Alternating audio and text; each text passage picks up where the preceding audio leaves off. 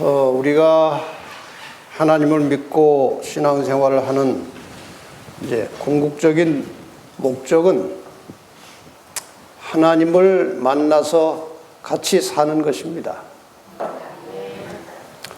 하나님은 아주 간절한 마음으로 우리와 빨리 만나서 같이 살기를 원하시고 기다리고 계십니다. 그런데 아무나 다 올라가서 살 수는 없어요. 성경이 말하는 기준이 있습니다. 과연 예수님께서 재림하실 때에 아까 말씀드린 대로 어떤 사람들은 영벌에, 영원한 멸망에 들어갈 것이고 어떤 사람들은 영생에, 영원한 생명에 들어갈 것인데 누가 과연 그 영원한 생명에 들어갈 것이냐? 이 마지막에 사탄은 하나님께서 자기 백성들을 데리고 가시기 직전에 그냥 손 놓고 가만히 있질 않습니다. 어떻게 해서라도 사람들을 이제 타락시키고 하나님을 멀리하게 하고 하나님을 불신하게 하고 그래서 결국 자기와 함께 파멸로 끌고 갈 그런 사람들을 아주 남김없이 찾아내려고 애를 쓰고 있습니다. 그래서 과연 이 역사의 마지막에 예수께서 재림하실 때에 누가 살아남아서 들림을 받아서 하나님과 같이 살게 될지 그게 상당히 중요한 문제 아닙니까? 지금 우리가 여기 모여서 이렇게 집회하는 것도 우리가 평상시 생활에서 교회 다니면서 또 하나님을 믿고 신앙하는 것도 다 그저 궁극적인 목적은 하나님 만나기를 원하는 것입니다. 그리고 그분과 함께 사는 거예요. 그래서 어떤 사람들이 과연 살아남을 것인가에 대해서 첫 번째 시간, 오전 시간에 죽어야 산다. 죽어야 산다고 말씀을 드렸고 오늘 두 번째 시간에는 깨끗해야 산다. 이런 제목으로 말씀을 드리겠습니다. 깨끗해야 삽니다. 아무나 다 살아서 가는 게 아니고 이제 깨끗해야 되는 이유가 무엇인가? 또 깨끗하다는 게 무엇인가? 왜 깨끗해야 되는가? 이런 문제를 좀 다루겠습니다.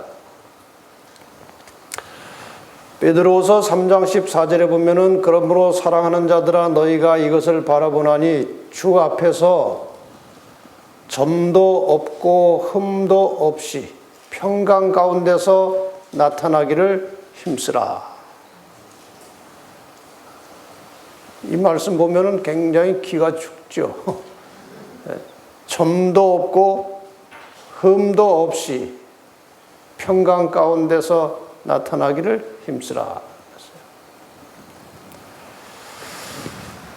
데살로니가전서 5장 23절에도 여러분이 잘 아시는 말씀입니다만은 평강의 하나님이 친히 너희로 온전히 거룩하게 하시고 또 너희 온 영과 혼과 몸이 그러니까 인간 전 존재가 인간 전체가 우리 주 예수 그리스도 강림하실 때에 주님께서 재림하실 때에 흠 없게 보존되기를 원하노라.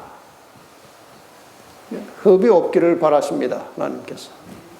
근데 우리가 자신을 살펴보면 흠 없는 사람이 어디 있습니까? 그러나 하나님께서 사람에게 요청하실 때는 할 수 없는 일을 하라고 하지 않으십니다. 맞습니까? 어떻게 해서라도 사람을 구원하시려고 하는 분이 사람이 할 수 없는 일을 하라고 하시겠습니까?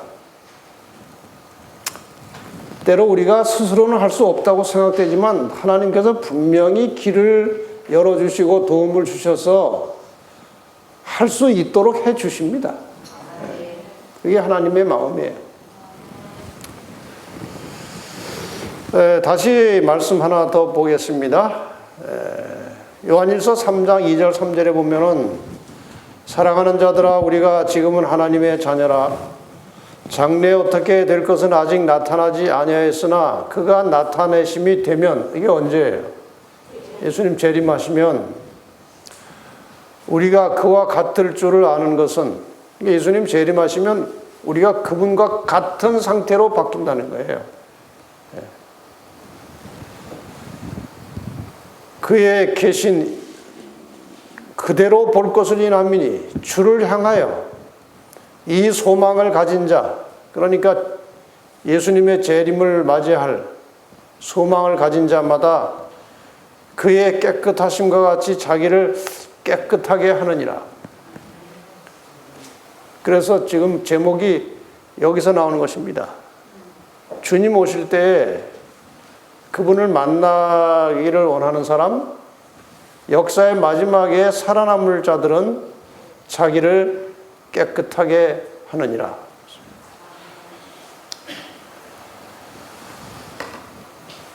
왜냐하면 요한일서 3장 8절에 보면은 이 깨끗하게 하지 않고 죄를 계속 짓거나 죄를 품고 있는 자는 누구에게 속한다고 그랬습니까?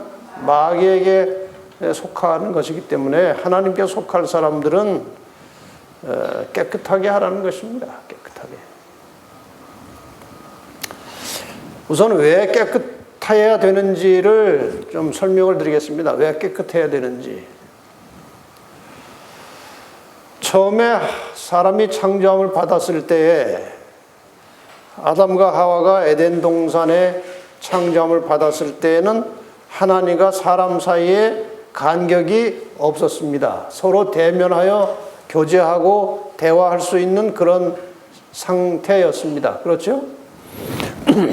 이사야 59장 2절에 보면은 너희 죄악이 너희와 너희 하나님 사이를 내었고 너희 죄가 그 얼굴을 가리워서 너희를 듣지 않으시게 함이니, 아담과 하와가 하나님을 불신하고 불순종하고 범죄함으로 이제 죄를 범하게 되었을 때에 그 죄가 하나님과 사람의 사이를 벌려놨다 이겁니다. 하나님을 만나지 대면할 수 없도록 그렇게 만들었다는 것이죠. 그림을 보시면 죄 때문에 하나님과 사람 사이가 생겼어요. 죄의 장벽이 생겼어요. 에스겔 18장 20절에 보면은 범죄하는 그 영혼은 죽을지라 그랬어요. 하나님과 같이 살 수가 없어요. 예를 하나 드리겠습니다.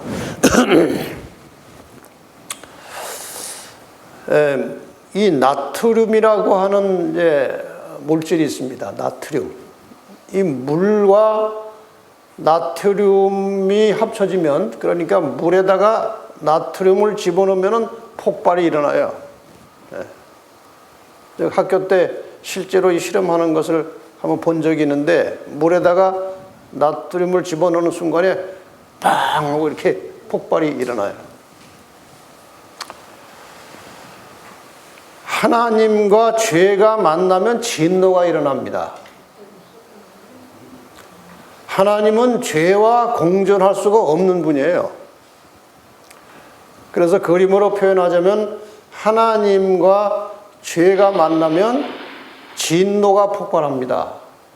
자동적으로 폭발해요. 하나님과 사람은, 하나님과 죄인은 같이 있을 수가 없어요. 그래서 하나님께서 아무리 우리와 같이 있고 싶어도 우리가 죄를 품고 있으면 같이 못 있습니다. 폭발이 일어나요.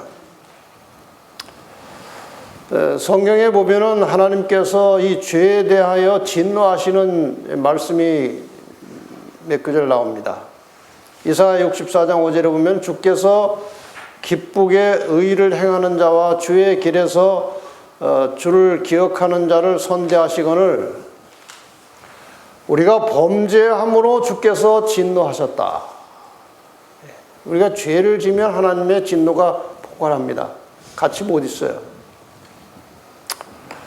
출애굽기 19장 21절에 보면 여호와께서 모세에게 이르셨습니다. 내려가서 백성들에게 경고하여라. 백성들이 나 여호와를 보려고 마구 올라오다가 목숨을 잃을까 두렵다. 하나님께서는 이스라엘 백성들을 지금 사랑하시는 그분의 백성들이지만 지금 시내 산에서 하나님께서는 이제 나타나시는데 거기 하나님 보려고 가까이 오다가 죽는다 이거예요. 폭발한다 이것입니다. 그러니까 가까이 오지 말라 그랬어요. 왜 이렇게 되는지, 이제 구원의 궁극적인 목표가 무엇이냐? 우리가 다 이제 구원을 받고 싶어 합니다. 구원이라는 것은 사람이 원래 창조되었을 때의 상태로 되돌아가는 것입니다. 회복이라고 합니다. 회복. 그게 구원입니다.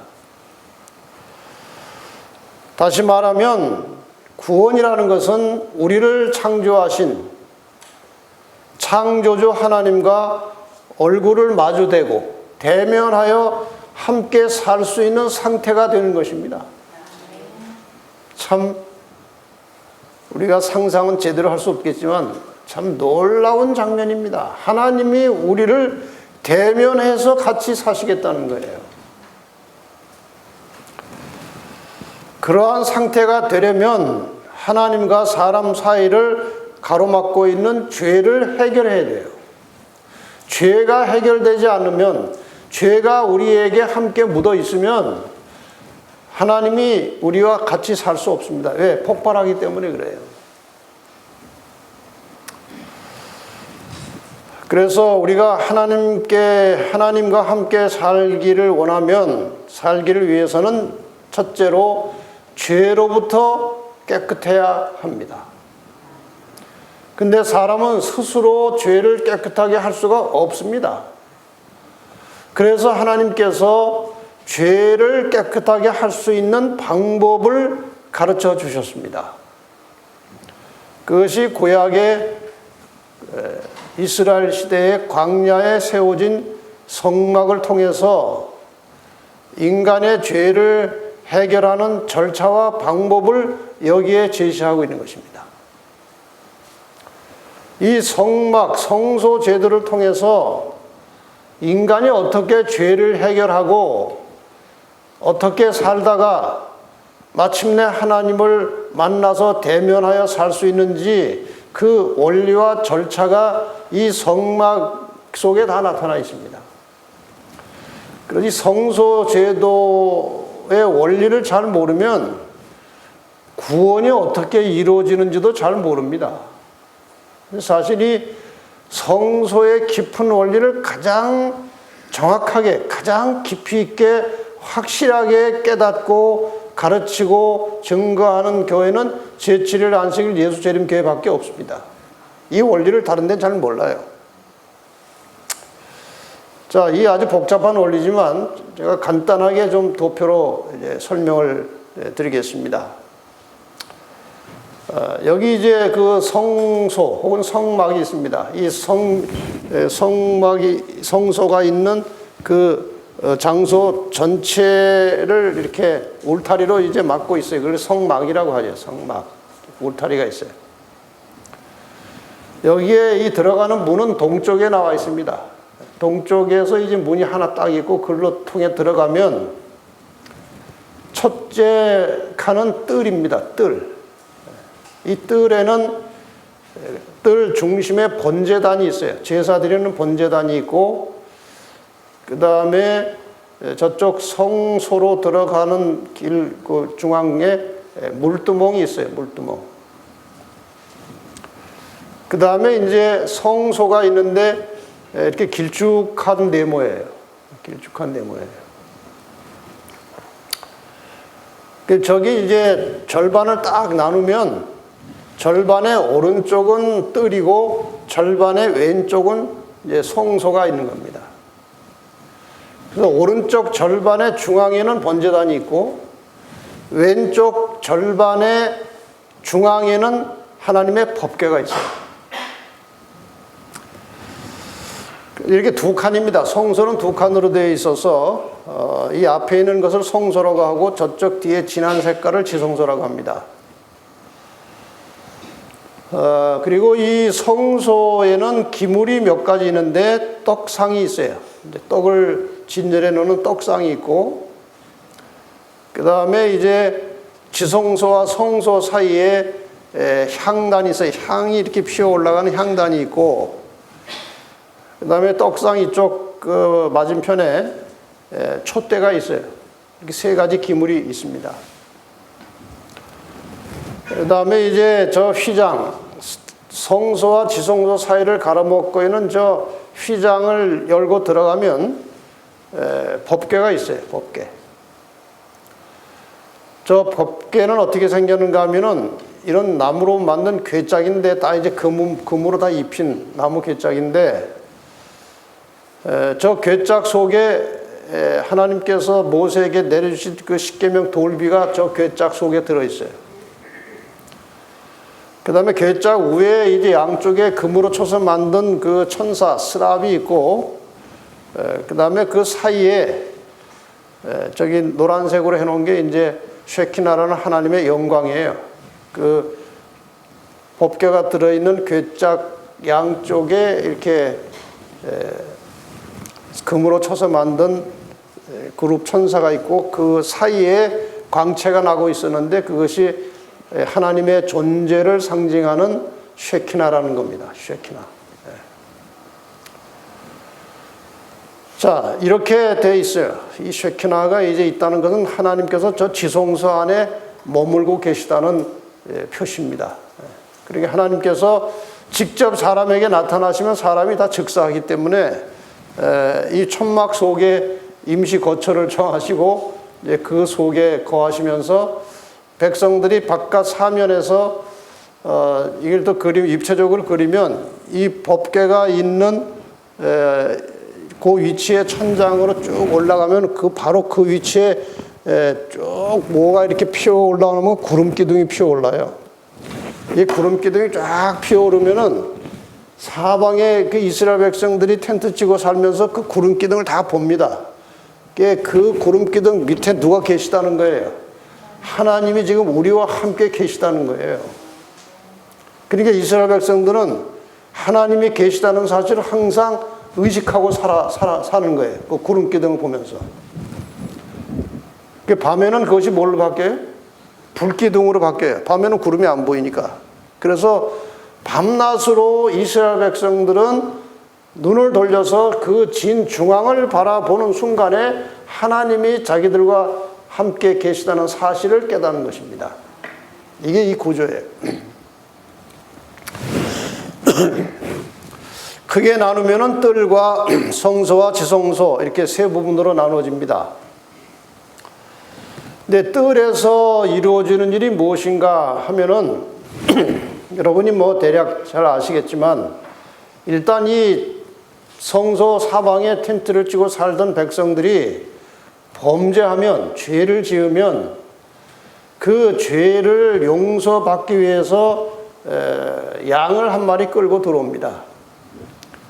근데 정 어려운 경우에 가난한 사람들이 양 구할 길이 없으면 이제 비둘기라도 한 마리 가져와야 돼요. 어쨌든 피를 흘려야 돼요. 죄를 사함 받으려면. 그래서 이제 양을 잡아서 이렇게 끌고 옵니다. 그럼 저쪽 그 북쪽에 양 잡는 장소가 따로 있어요. 그래서 이제 이 죄인이 양을 끌고 들어와서 제사장이 이렇게 도와주면서 그 양을 잡을 때 이 죄인이 말이에요. 이 양에게 이렇게 손을 얹고 자기 죄를 이 양에다가 옮겨요. 이렇게 양에다가 자기 죄를 옮기는 의식이 있어요. 그럼 이 죄가 어디로 넘어갔어요? 양에게로 넘어가고 이 죄인은 죄가 없어요. 근데 양이 죄를 짊어졌으니까 죽어야죠. 그래서 이제 양을 잡을 때 제일 첫 번에 이렇게 양을 잡을 때 이렇게 칼을 꽂아서 이렇게 양을 자를 때는 누가 먼저 손을 대는가 하면은 죄인이 먼저 손을 대서 찔러서 끊어요. 그럼 그 아무 죄 없는 평상시 자기 집에서 아끼던 아무 죄 없는 양이 아주 새빨간 피를 흘리면서 이제 죽어가는 모습을 보고 내 죄 때문에 죽는 그 양의 모습을 보고 장차 자기 죄를 대신해서 십자가에 돌아가신 예수 그리스도를 생각하는 것입니다. 이렇게 해서 죄가 일단 양에게 넘어가면 법적으로 이 죄인은 죄가 없어요. 그렇지 않습니까? 법적으로. 그래서 죄인이 이 안에 들어와서 의인이 되는 것입니다. 자기가 무슨 공을 세운 거 없어요. 좋은 일 한 것도 없어요. 그냥 죄를 양에게 전가시킨 것입니다. 양에게 넘긴 거예요. 나는 이제 무죄하게 된 것입니다. 이것을 칭의라고 그래요. 칭의. 사실은 그 죄된 기질과 그 습성은 그대로 가지고 있어요. 왜 칭의라고 하냐면 칭이라고 하는 말은 그렇다고 쳐준다 이겁니다. 칭의라는 것은 그렇다고 쳐주겠다 이거예요. 사실은 그렇지 않은데 그렇다고 인정해 주겠다는 뜻입니다. 그게. 근데 죄를 이제 넘겼기 때문에 법적으로는 죄가 없어요. 근데 여전히 나중에 가면 또 죄 짓거든요. 그러나 이 뜰에서 죄가 없다고 하나님께서 선언하십니다. 너는 의롭다. 이렇게 선언하십니다. 이게 은혜. 이렇게 되면 죄가 없기 때문에 누구하고 살 수 있는 조건이 만들어집니까? 하나님과 함께 살 수 있는 조건이 만들어진 것입니다. 여기에서. 이게 뜰에서 일어나는 일이에요.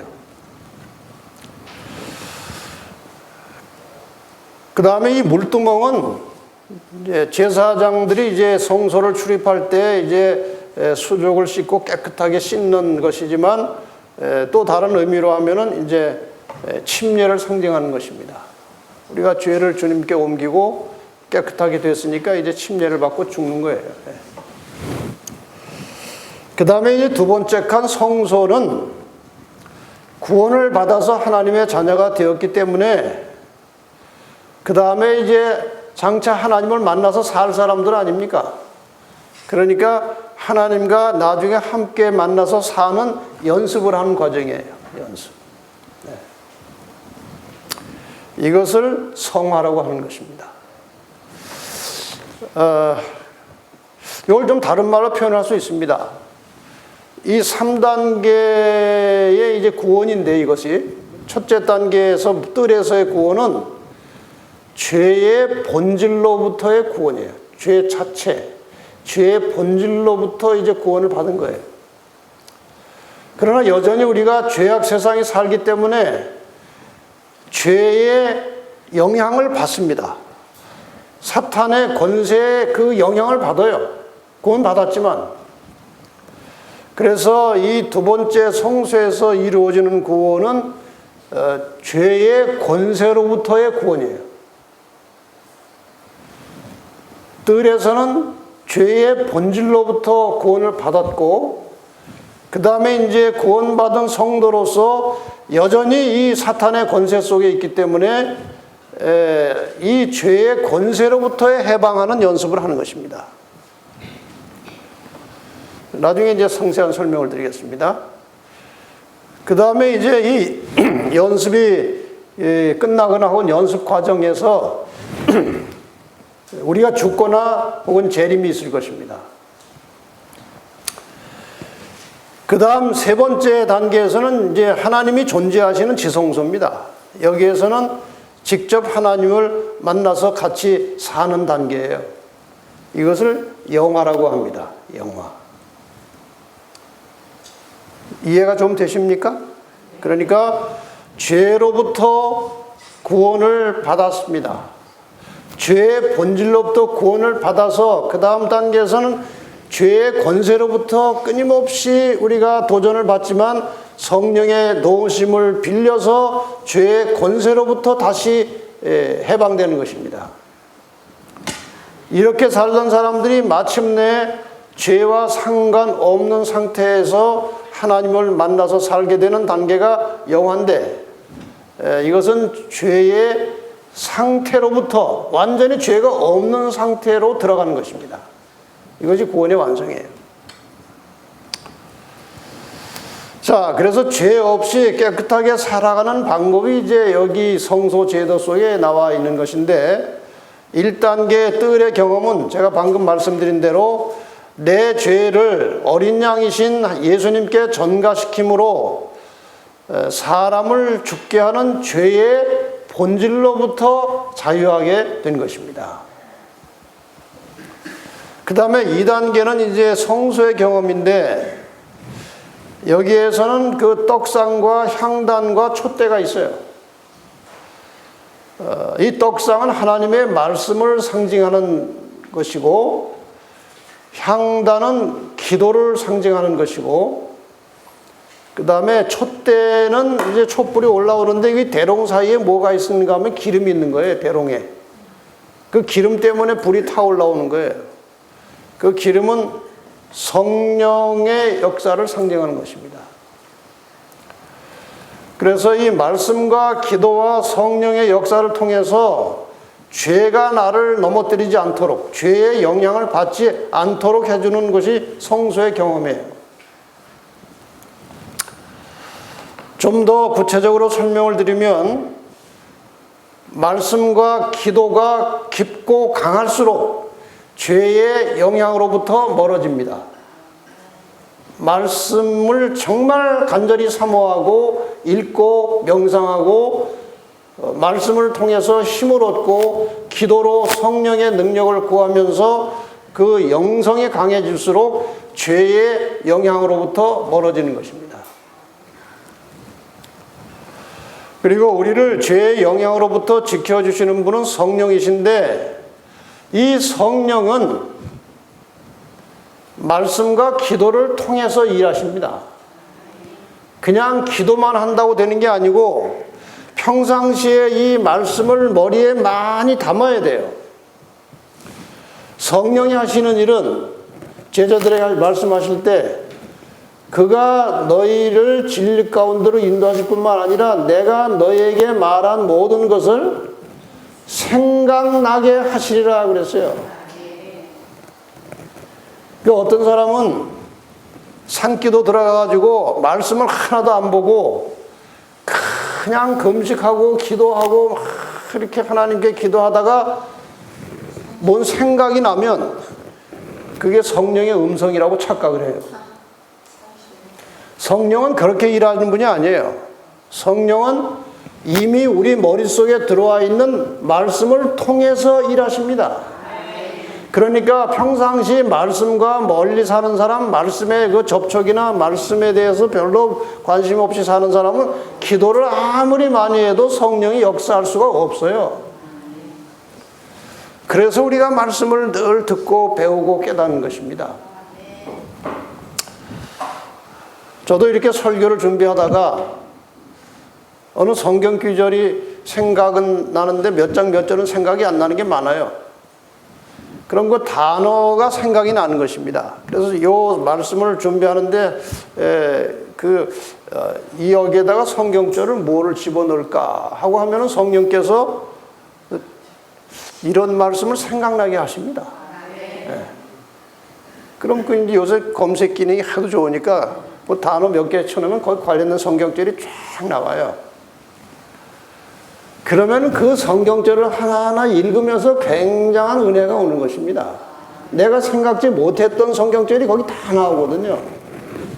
그럼 그 중에서 가장 적절한 성경절을 거기다 이제 집어넣는 거예요. 제가 이 설교하는 동안에 성경절을 많이 집어넣습니다. 그런데 그걸 내가 다 알아서 찾는 게 아니고 그 전에 성경을 읽으면서 이 머릿속에 들어가 있던 귀절이 설교 준비하면서 성령께서 생각나게 해주시는 거예요. 만약에 제가 성경을 많이 안 읽었다면 생각 안 납니다. 근데 읽어서 이 속에 어딘가에 들어있기 때문에 생각이 나는 거예요. 우리 최 원장님도 아까 저하고 대화 중에 제가 어떻게 그렇게 눈도 안 보이셨는데 그렇게 성경 내용을 상세하게 설명을 하시냐고 그랬더니 이게 다 이게 그 전에 듣고 또 이제 읽고 들었던 것들이 이 속에 다 들어있다가 평상시에 생각이 안 났는데 준비할 때 되면 성령께서 생각나게 해주신다는 거예요. 그래서 말씀이 있어야 돼요. 그 다음에 세 번째, 인간의 연약성 때문에, 이 성화의 과정에서 일어난 일입니다. 인간의 연약성 때문에 혹시 죄의 영향을 받아서 실족하였을지라도 용서받을 수 있는 길이 열려 있습니다. 그렇죠? 우리가 죄를 안 지는 것이 좋고 죄를 짓지 말아야 되지만 인간이기 때문에 또 실족을 합니다. 그러나 적시로 우리가 우리 죄를 자백하면 우리의 죄를 널리 용서하시고 눈과 같이 양털처럼 깨끗하게 해준다고 그랬어요. 그래서 성화의 과정을 걷고 있는 사람은 죄를 품지 말고 살아야 됩니다. 죄를 가지고 있으면 안 돼요. 항상 죄를 털어버리고 살아야 돼요. 그러니까 우리가 정말 제대로 된 마음을 가지고 결심을 하고 하나님께 매달리면 죄 없이 살 수 있어요. 죄를 안 짓고 살기는 어렵지만 죄 없이 살 수 있다는 거예요. 왜?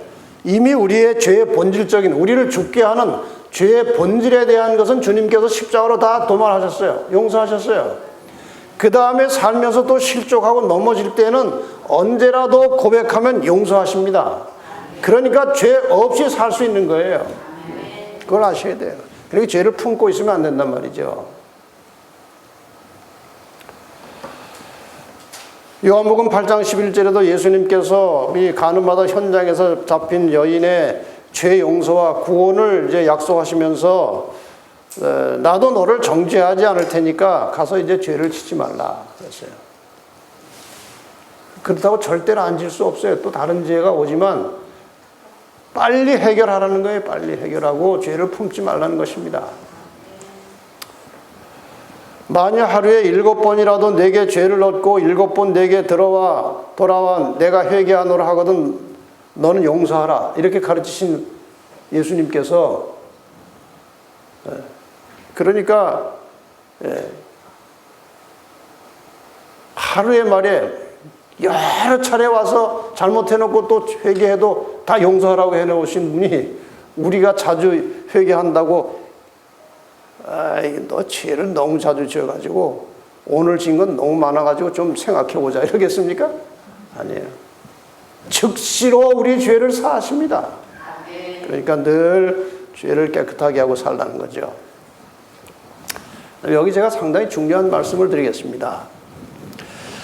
죄의 영향을 받지 않을 수 있는 최선의 길은 죄와 싸우지 말고 하나님의 계명에 순종하며 선을 행하는 것입니다.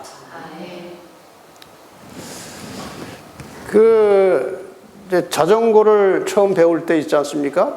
자전거를 처음 배울 때 이렇게 뒤뚱뒤뚱 하고 하는데 전봇대가 갑자기 나타난 거예요. 근데 이상하게 피하려고 해도 거의 딱 부딪혀요. 처음 배울 때 다 그래요. 왜 그런지 아십니까? 그 전봇대가 보이고 그걸 피하려면 그걸 쳐다보면 안 돼요. 방향을 바꿔서 다른 데를 봐야 됩니다. 그래야 전봇대를 피해갈 수 있는 거예요. 그리스도인이요, 이 죄와 싸우는 것은 수준이 낮은 거예요. 죄와 싸우지 말고 하나님의 계명을 따라서 선을 행하면 죄는 끝나는 거예요.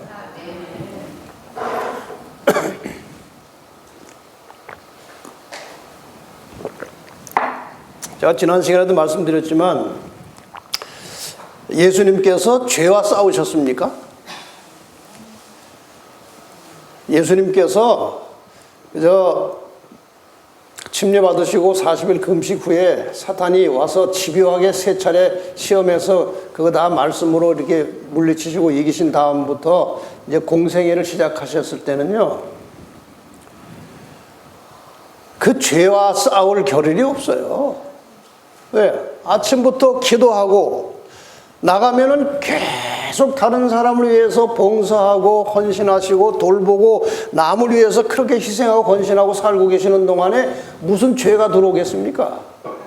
사탄이 시험할 겨를이 없는 거예요. 그래서 우리가 죄와 싸워서 맨날 엎어지고 넘어지고 아이고 마음은 온유로되 육신이 약하구나 그렇게 살 게 아니고 예수님처럼 아침에 많이 기도하시고 온종일 다른 사람의 유익과 행복을 생각하면서 그렇게 살고 움직여 행동하면 사탄이 시험할 시간이 없습니다. 한가롭게 엉뚱한 걱정을 하고 앉았으니까 시험이 오는 거예요. 네. 여러분 아침에 일어나가지고요, 그 이런저런 생각하고 빈둥빈둥 침대에 누워있으면요 시험이 와요. 아침에 아니라도요 자다가 중간에 잠 깨잖아요. 1시나 2시쯤. 그러면 한 가지만 집중적으로 생각하세요. 하나님 감사합니다. 제가 지금 더 자야 되니까 잠을 주십시오. 하나님 잠을 주세요. 자게 해주세요. 이 말만 계속하세요. 그러면 잠이 들어요. 잠이 들어요. 저는 늘 그래요. 그런데 깼는데 이거 자식 생각이 나는 거예요. 이 아이를 어쩌나. 그러면 그 사이에 누가 들어와요? 사탄이 들어와서 시험에 들게 돼 있어요. 생각이나 행동이나 삶에 사탄이 들어올 틈을 주지 말아야 돼요. 그래야 시험에 들지 않는 것입니다. 틈을 주지 않을 뿐만 아니라 끊임없이 예수님처럼 다른 사람의 유익과 행복을 위해서 내가 무엇을 할 수 있을까? 누구를 어떻게 도와줄까? 복음을 어떻게 전할까? 그 영혼을 위해서 기도해야지. 이렇게 해서 늘 이 선교 정신을 품고 남을 위해서 기도하고 또 뭔가 도움의 손길을 뻗고 이렇게 활동하다 보면요 사탄이 들어올 틈이 없어요. 저도 뭐 인간이라 연약하니까 뭐 틈만 나면 넘어질 수 있어요. 그런데 다행히 저는 지금 이 선교할 일이 그냥 태산 같아가지고 하루 종일 그 생각 아니면은 뭐 질문 오는 거 답해주고 전화 오면 전화 받고 안 그러면 또 말씀 준비하고 이렇게 하다 보니까 시험에 들 시간이 별로 없더라고요. 그러니까 여러분이나 저나 다 연약한 인간이고 틈만 나면 사탄이 찌르고 들어옵니다. 그러니까 이 생각이나 하는 일이요 항상 영적으로 사세요. 그럼 죄가 끝납니다. 죄가 잘 들어오지 않고 그런 과정에서 사람이 변화가 되는 거예요. 서서히 달라지는 것입니다.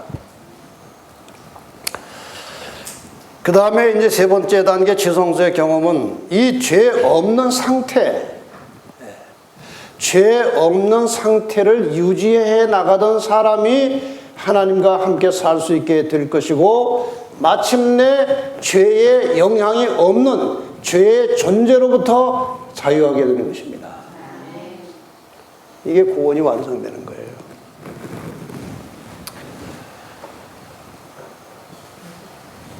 자, 왜 말씀이 필요한지 조금 더 설명을 드리겠습니다. 이게 우리의 실제 현실 생활이기 때문에 제가 좀 강조를 드리는 것입니다. 거룩한 말씀과 접촉하는 시간이 많을수록 또 말씀의 영향을 많이 받을수록 죄에 대한 분별력이 예민해집니다. 죄를 해결하고 살려면 죄에 대해서 예민해야 돼요. 이만한 죄를 짓고도 마음에 감각이 없으면 죄를 그냥 자기는 아무 감각이 없지만 죄가 있는 겁니다, 이 속에. 그래서 하나님의 말씀을 많이 접촉하면은 이 죄에 대한 분별력이 생기고 예민해져 가지고 죄가 금방 깨달아져요. 어떤 사람은 죄를 지어 놓고도 그게 뭐가 잘못인데 이러면 참 갑갑해요. 자기가 분명히 남 볼 때 이건 나쁜 일이거든요. 근데 본인은 모르는 거예요. 여러분, 사람은 자기가 자기를 잘 몰라요. 이게 큰 문제예요. 자기가 자기를 몰라요. 그래서 제가 어느 날 친구하고 어디 가다가 이제 그냥 우스갯소리를 한 말이지만, 사람이 말이야, 태어나가지고 자기가 누군지도 모르고 살다가 죽는 거예요. 그렇지 않습니까? 여러분 뭐 결혼하신 분들 보세요. 상대가 뭐라고 하는데 아무리 얘기해도 인정 안 해. 몰라요. 말씀을 깊이 정말 간절한 심령으로 접촉하면 그런 게 다 깨달음이 오는 거예요. 성령께서 말씀의 거울을 통해서 우리를 깨우쳐 주신 것입니다. 그 다음에 죄가 싫어지는 거예요. 죄가 싫어요. 그리고 죄의 영향에서 멀어지게 돼서 깨끗한 삶을 살게 됩니다. 그래서 말씀이 필요한 거예요. 기도 시간은 하나님과 소통하는 거룩한 시간이고, 죄로부터 우리를 지켜주시는 성령님이 나를 지배하시도록 나의 의지를 맡길 수 있기 때문에 깨끗한 삶을 유지할 수 있도록 성령께서 도와주십니다. 그래서 기도를 충분히 많이 할 때 우리는 죄와 상관없이 살 수 있게 된다는 것이죠. 그 다음에 성령과 선행위. 인간의 본성과 성향은 악으로 기울어지고 되어 있습니다. 그런데 성령께서는 우리에게 선한 동기를 만들어 주시고 선을 행할 수 있는 능력을 주시기 때문에 죄와 상관없이 사는 생활이 가능해집니다. 그러니까 하나님께서 우리와 같이 살고 싶으신데, 하나님과 살려면은 죄가 없어야 하고 죄 없는 상태가 돼야 하나님이 우리랑 같이 사시는데, 우리는 죄덩어리고 죄의 성향을 가지고 있어요. 그래서 하나님께서 다 장치를 해 놓으신 거예요.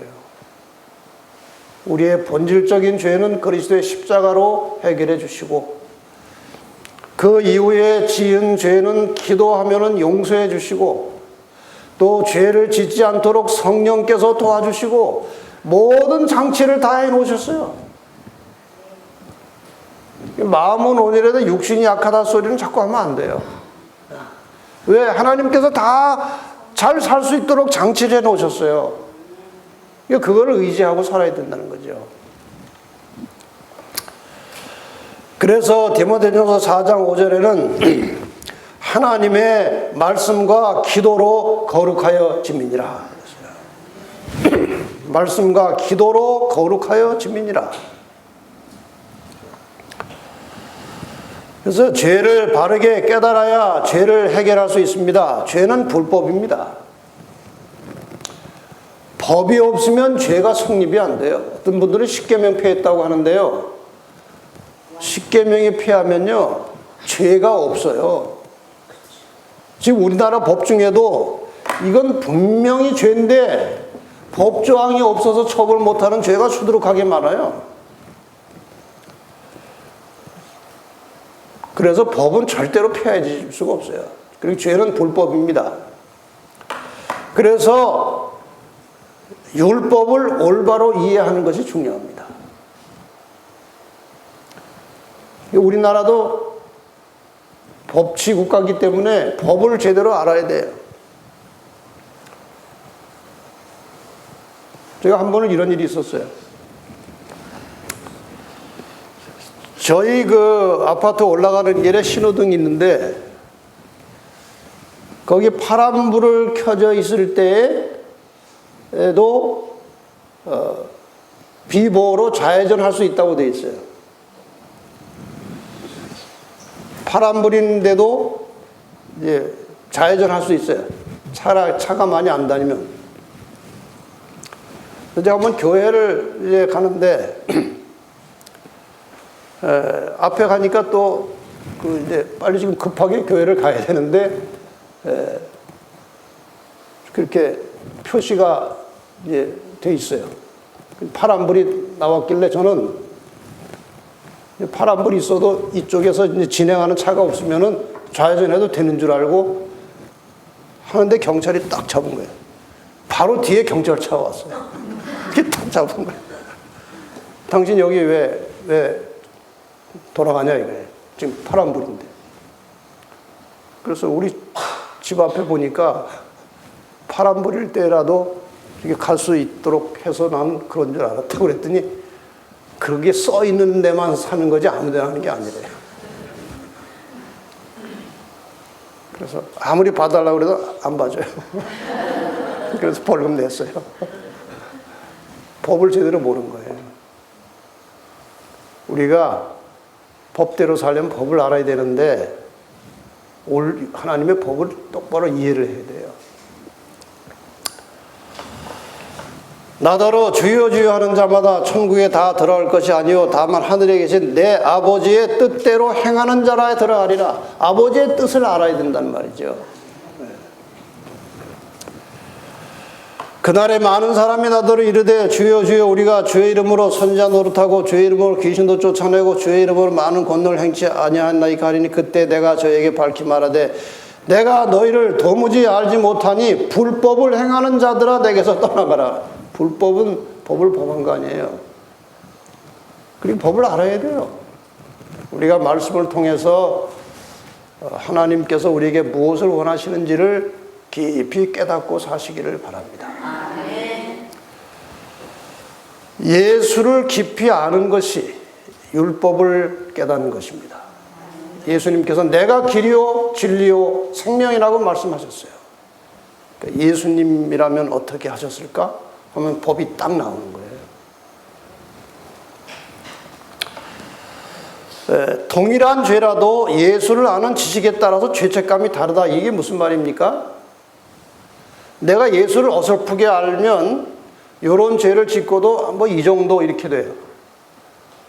그런데 내 죄 때문에 예수께서 십자가에 피 흘려 돌아가셨다는 사실을 체험적으로 개인적으로 깨달으면요. 조그만 죄를 짓고도 굉장한 아픔이 오는 것입니다. 나의 이 죄 때문에 주님이 돌아가셨구나. 그런 아픔을 느껴야 돼요. 그러려면 예수를 깊이 아셔야 돼요. 항상 죄를 씻고 사는 사람하고 죄를 품고 사는 사람에게 이런 차이가 있습니다. 이걸 상당히 중요하니까 잘 들으세요. 왜 죄를 항상 씻고 살아야 되느냐? 자,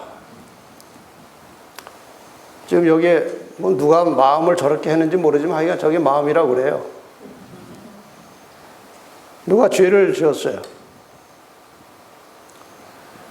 그런데 저렇게 깨끗한데 이 죄가 들어가면요, 진하게 보여요.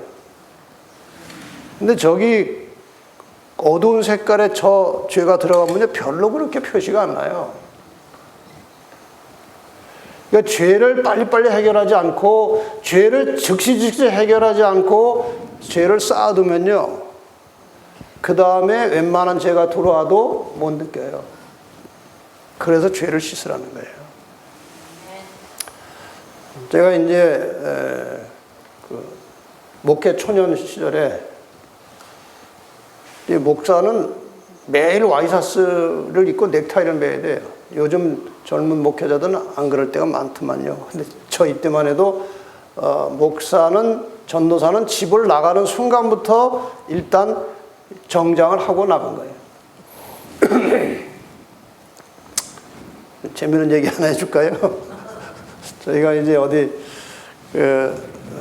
목회자들 모임을 하는 장소가 저도 유성 온천에 무슨 장급이라고 하나 큰 게 회의도 할 수 있고 숙박할 수 있는 장소가 있어서 거기 목회자들이 자주 모였어요.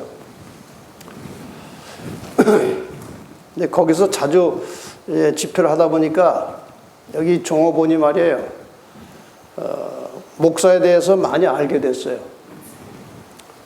안식교 목사가 어떤 사람들이라고. 근데 나중에 어떤 사람이 세 가지로 종합해서 요약을 하더라고요. 안식교 목사들은 넥타이를 메고 봉고를 타고 다닌다. 옛날에 봉고차 있죠. 교회 차가 다 봉고 아니에요, 봉고. 안식회 목사들은 정장하고 넥타이를 맸는데 봉고를 타고 다닌다. 그 다음에 안식교 목사들은 밥을 많이 먹는다.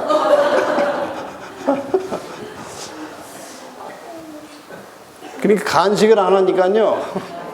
밥을 많이 먹는 거예요. 거기다가 현미밥 먹던 사람이 거기 백매밥 나오니까 몇 그릇씩 먹는 거예요. 그 다음에 매점을 안 간다.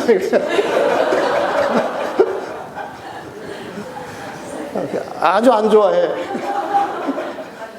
어쨌든 안식교 목사들은 넥타이를 메고 봉고를 타고 다닌다. 그러니까 이제 항상 저도 이제 넥타이를 메고 그때 저는 뭐 합회 출근할 때니까 제 봉고는 없고 합회 봉고 타고 다녔어요. 근데 매일 이제 와이셔츠를 입으니까요. 매일 와이셔츠를 벗어내기가 제가 좀 미안해가지고 몇 번씩 입었어요. 우리 집사람 빨래거리를 덜어주려고 입었는데 나는 칭찬받을 줄 알았어요. 그랬더니 나중에 알고 나서 야단을 치는 거예요. 왜 그렇게 며칠씩 입고 다니냐 이거예요. 나는 당신 그 빨래를 좀 덜어주려고 그런다 그랬더니 이게 며칠씩 입으면 여기 때가 이렇게 껴가지고요. 때가 더 안 가니까 매일 벗어내라는 거예요. 매일. 그 원리입니다. 죄를 이렇게 빨리빨리 씻어내지 않으면요. 잘 표시도 안 나요. 예를 들어서 3일을 와이셔츠를 입었잖아요. 그 다음날 입고 나가도 더해진 때는 표시도 안 나요. 그러나 계속 때는 더해지는 거예요. 마찬가지로 우리가 죄를 날마다 씻지 않으면 이게 때가 끼고 끼어서 나중에는 죄를 지어도 표시가 안 나는 거예요. 그래서 여러분 매일 저녁마다 잠자리에 들어가기 전에 죄를 씻고 주무시기 바랍니다. 자다가 죽을 수도 있으니까요. 자다가 죽은 사람들 가끔 있어요. 그러니까 자다가 죽어도 하나님 만날 수 있도록 죄를 해결하고 사셔야 된다 이거예요. 그래서 진정으로 하나님을 사랑하고 그분과 함께 살고 싶어하는 사람은 죄를 미워하게 되고 죄를 간직한 채 살 수 없게 되는 거죠. 결과적으로 하나님을 사랑하는 증거는 그분의 계명을 사랑하고 순종하며 사는 것이 기쁘고 즐거워야 합니다. 이게 구원받은 사람의 정상적인 모습이에요. 여기 예수님께서 많이 말씀하셨지 않습니까? 너희가 나를 사랑하면 계명을 지켜라. 사랑은 이것이니 우리가 계명을 쫓아 행하는 것이다. 계명은 이것이니 너희가 처음부터 들은 바와 같이 그 가운데서 행하라 하심이라. 어떤 사람이 예수님께 와서 무슨 선한 일을 해야 영생을 얻겠습니까? 물었어요. 내가 생명에 들어가면 계명을 지켜라 그랬어요. 어떤 계명 말씀하십니까? 예수님께서 예를 들어주셨는데 10계명에 나오는 예를 들어주신 거예요. 그것이 거울입니다. 예수님께서 율법이나 선자나 폐하러 온 줄로 생각지 말라고 하셨습니다. 그 두루마기를 빠는 자들은 복이 있나니 이는 저희가 생명나무에 나가며 문들을 통하여 성에 들어갈 권세를 얻으려 함이로다. 두루마기를 어떻게 하라고요? 하루에 몇 번씩? 생각날 때마다 빨라 이거예요. 두루마기. 왜 두루마기를 빨라고 그랬을까요? 두루마기가 대체로 그 원 개념은 하얀색입니다. 흰 두루마기에. 여기에 때가 끼면 금방 나오는 것입니다. 그래서 빨아 입으라는 거예요. 묻을 때마다 빨아 입으라는 거예요. 그런데 이 똑같은 말씀이요.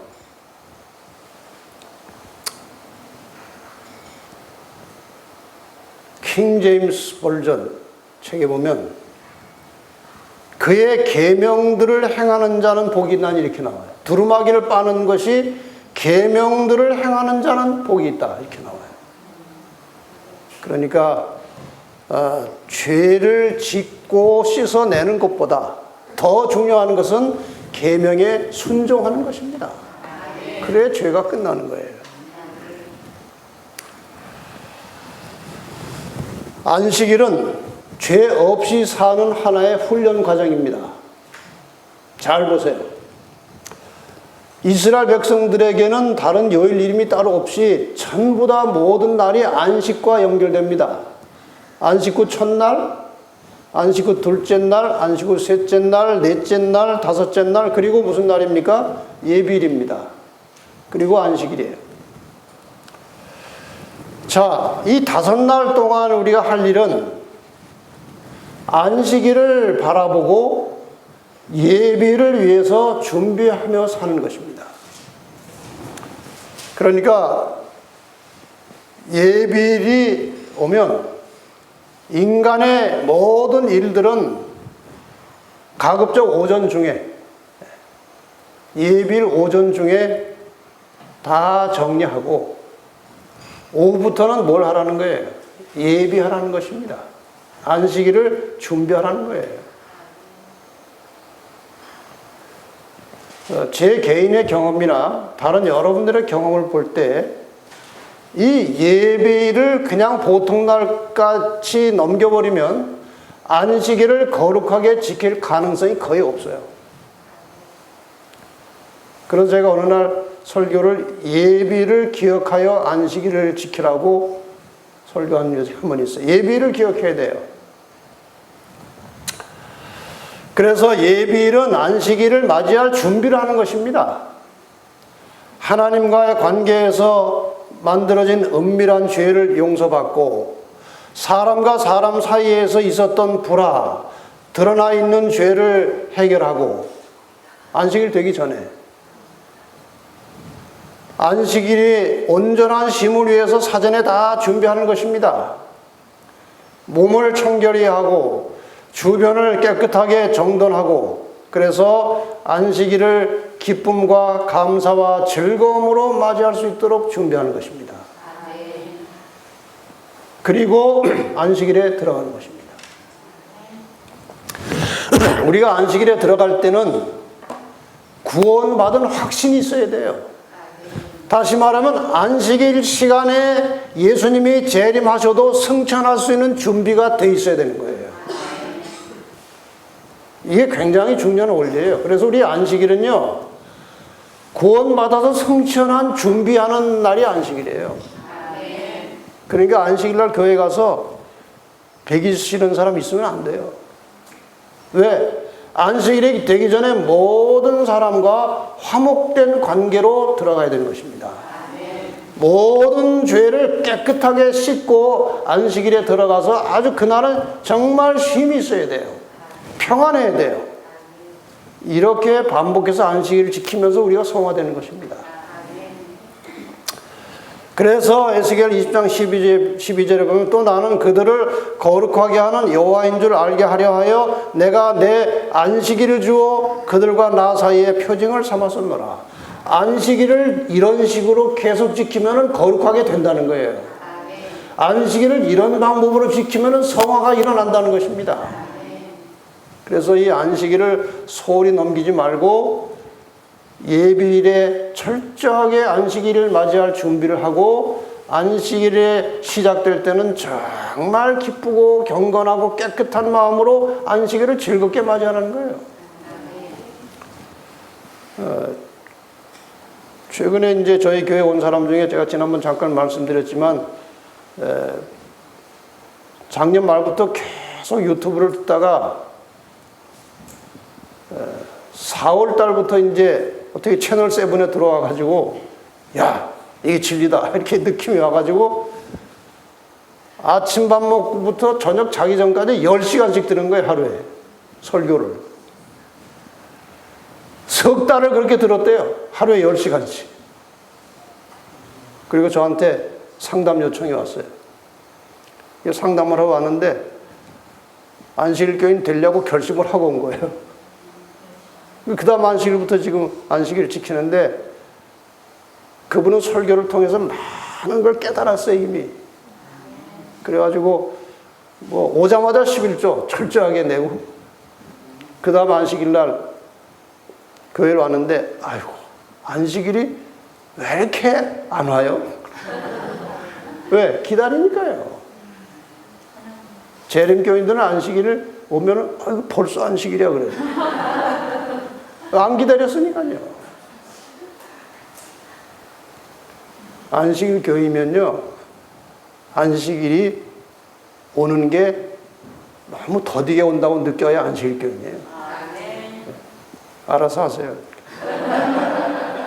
그래서 이사야 58장에 안식일은 무슨 날이라고요? 즐거운 날이라. 존귀한 날이라. 이런 마음을 가지고 지키는 것이 진정한 금식이라 이거예요.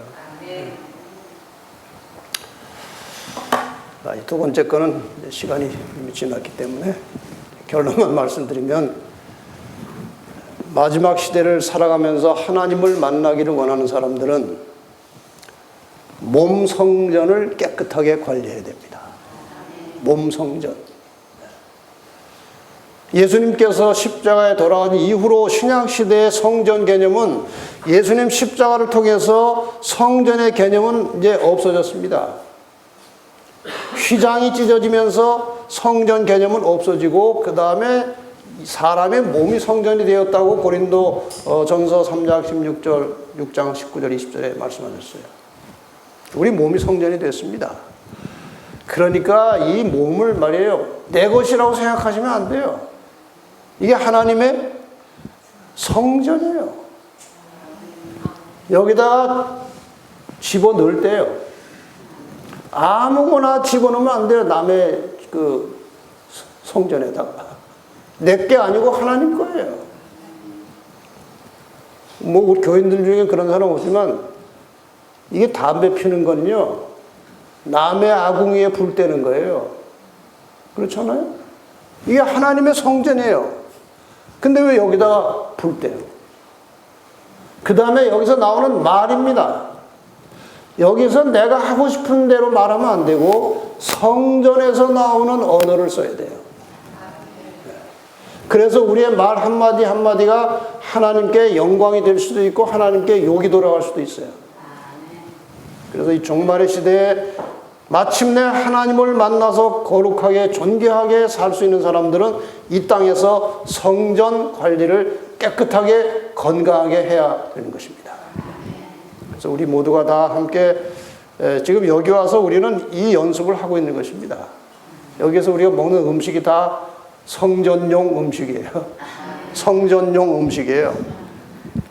여기서만 먹을 게 아니라 집에 가서도 배운 대로 성전용 음식을 차려 먹어야 됩니다. 몸이라는 건 마음에 영향을 미치게 돼 있거든요. 그래서 우리의 몸과 마음을 정결하게 깨끗하게 건강하게 잘 관리하셔서 조만간 주님이 오실 때 같이 살 수 있도록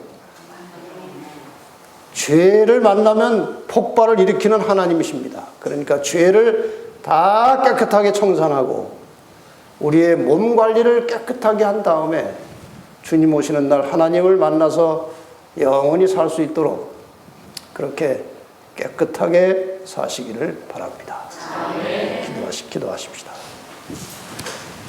하나님, 죄 때문에 결단코 하나님과 함께 살 수 없었던 죄인들을 예수 그리스도께서 우리의 죄를 다 취하시고 대신 죽으심으로 우리가 죄를 해결하고 또 성령의 도우심으로 죄 없이 살 수 있도록 해주시고 죄를 범해도 즉시 용서하시겠다고 약속하신 하나님 참으로 감사합니다.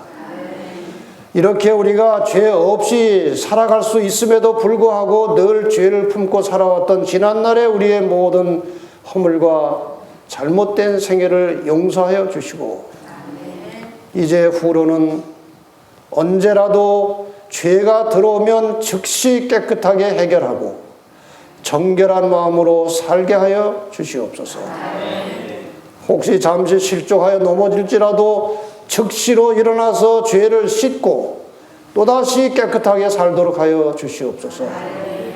더 나아가서 우리의 모든 삶이 죄와 싸우는 인생이 아니고 다른 사람의 유익과 행복과 구원을 위해서 봉사하고 헌신하는 삶 속에서 죄를 범치 않으며 늘 하나님께 영광을 돌리며 살도록 우리의 인생을 변화시켜 주시옵소서. 예수 그리스도의 이름으로 기도합니다.